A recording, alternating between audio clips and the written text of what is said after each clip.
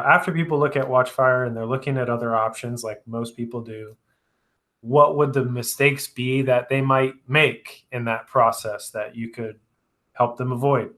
Well, we get it. We get it all the time. Watchfire is the expensive brand, Right. and like I tried to explain in the beginning, we're not perfect, but if we do have a problem, we take care of it in a timely manner. The end user has a good experience. We've got the unlimited software support, unlimited tech service, via the phone, if not in person. So when you look at the other alternatives out there, I think that it's hard. What you don't want to take as an answer is just as good as Watchfire. Look at the software. Make sure that you're comfortable with that. I mean, this is probably as expensive or more expensive than the last car somebody bought, and they went to a dealership, they test drove it, they looked at different options. There wasn't any question about that. And the other thing is, look at some signs out there. They may not be possible with some of the tier 2, tier 3, but talk to some customers. I mean, one of the nice things that I like to use as references is people that have bought multiple signs over multiple years.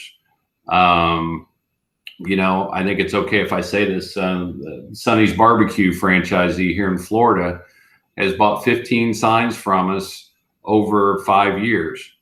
If they were having problems with the first sign, they wouldn't buy the second one. If they had problems with the sixth sign, people can give you one reference sign, but if you can find somebody that's bought multiples, I think that's a great reference point to be able to use. But just look at it very closely.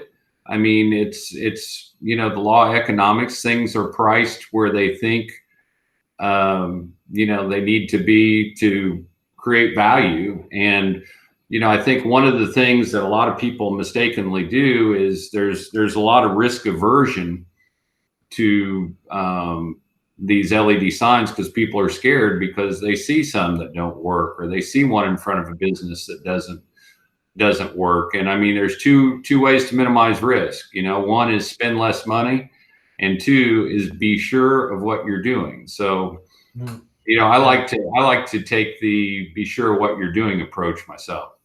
Well, we do too, for sure. I wanted to add one thing to that note, though. That's super important to go look out. We always recommend people, if they have a question, they're looking at 2 or 3 different brands. If we can at all, we'll send them, a local list of signs in their area that they can go look at from those factories, when and if available. But I think an important part of that is to ask, if possible, find out how long that sign has been installed too. Because if it's a Watchfire or a Daktronics or a Cirrus or a Vantage or a lot of XYZ, whatever company you want to name, if it's been out there for 20 years, it's going to look bad. If it's been out there for a year and it looks bad, that's a different story, right? So those are variables that longer term signs, they can definitely tell you the story of what a factory is capable of. At least give you an inkling. Products change, people have bad hair days, but it'll at least give you a better idea than if you went in blind. And the reason why I'm bringing this up and harping on it is because I've heard too many times. I think it's typically smaller sign companies that do this, maybe smaller local companies even. They don't do a lot of LED signs, so they send people to the first one that they know that's near them. And they always, send them to the one that's a couple years old, the one that's still looking awesome, and they know it looks awesome, so they're going to send you there. I would ask for examples, more than one, and ask how long they've been out there. That's all.